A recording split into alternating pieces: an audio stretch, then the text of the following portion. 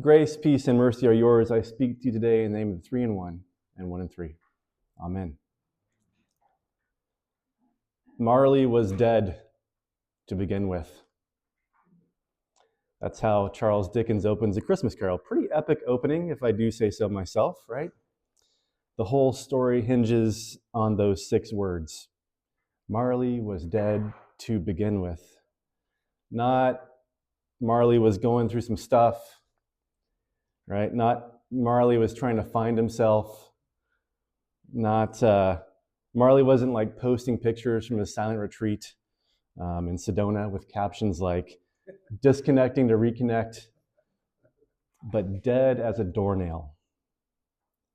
The thing is, Marley had no idea he was dead while he was alive. He thought he was absolutely crushing it, right? Running a business, bringing in the bacon. Same with Scrooge. The ledgers were balanced. The books were in order. Everything was under control. Righteousness, this word righteousness we read in the Bible a lot, right? For Scrooge, it meant self-protection. Keep your head down. Don't get soft, right? Stay efficient, productive, and in control. But the more he tried to keep himself alive by his own works, the deader he became. And by the night of that fated Christmas Eve, Scrooge isn't living, it's more like he's haunting his own life.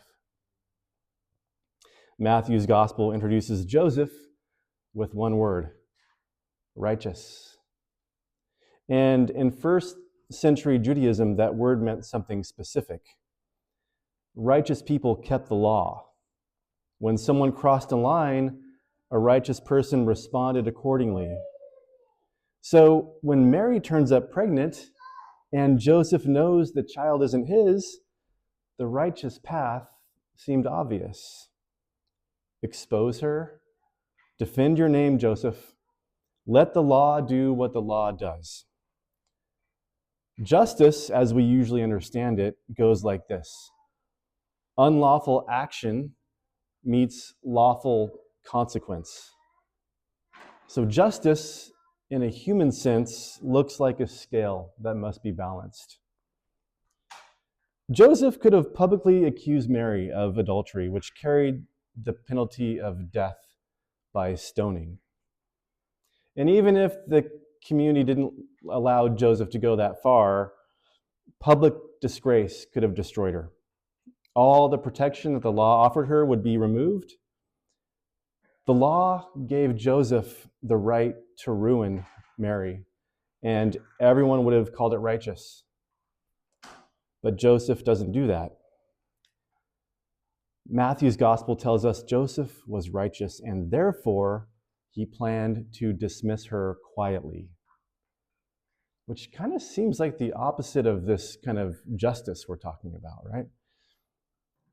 So divine justice looks less like a scale and more like a cross.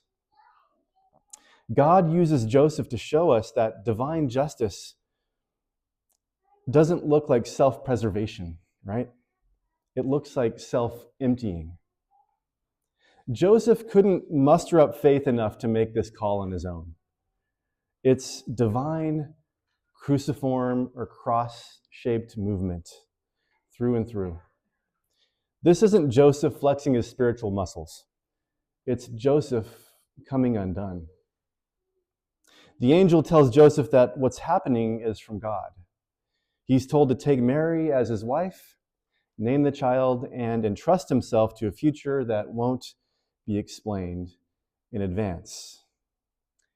He's not given clarity. He's not given an explanation of how this is all going to unfold or what it'll cost him.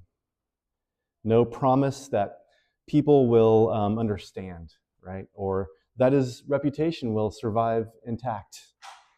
Just a word from God and a call to trust it. Can you imagine trying to explain this at the marketplace in first century Hebrew culture?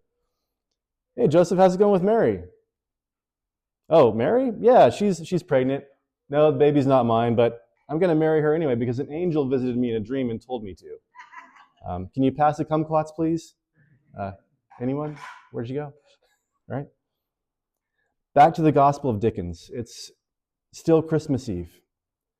The ghost of Christmas yet to come, who, by the way, is terrifying and says 0 words the entire time, drags Scrooge to a grave. His own grave, surprisingly. And Scrooge finally sees what all his human righteousness has produced. Nothing. No one is at his funeral. Not even Bob Cratchit. And I'm pretty sure Bob Cratchit probably went to everyone's funeral. All Scrooge has at his is a cold gravestone representing a life that never really happened. Before I found the Lutheran Church, I was spiritual but not religious. And I would leave spiritual gatherings with like 7 ways to make life more awesome, right? It was about building up my life. But the first time I heard a Lutheran sermon, it felt like the preacher was waiting with a shovel at my grave rather than a checklist to tape on my mirror. And somehow that struck my heart as good news. Scrooge, like Joseph, has to die before he can be raised. He must die to his human-made righteousness to open his soul to God's divine justice. It's like a dormant seed in Ebenezer's tiny little heart, right? He has to be buried. He has to die to his false self. He has to die to the illusion that his life is manageable on his own. But the good news for us is that we don't have to wait for our own literal graves. The Apostle Paul tells us that we are already buried with Christ. In a way, maybe ontologically speaking, we are already dead. The false self, the ego, the need to be right, the compulsion to protect ourselves, the fantasy that we can earn our way into life by being efficient, productive, by having a functioning printer every Sunday morning, or righteous enough, are buried. You and I are dead to begin with in the waters of our baptism. And that is good news because it means we're already free. Free from the exhausting work of white-knuckling life to sustain our egos. Free from the terror of getting it wrong. Free from the shame of not measuring up. Joseph's story shows us what this freedom looks like. His righteousness wasn't about protecting himself. It was about receiving what God had already given him. A heart that could let his reputation die. That could risk looking like a fool and trust that what looked like death was actually new life. In Matthew's gospel, the child is given another name besides Jesus to make sure we understand.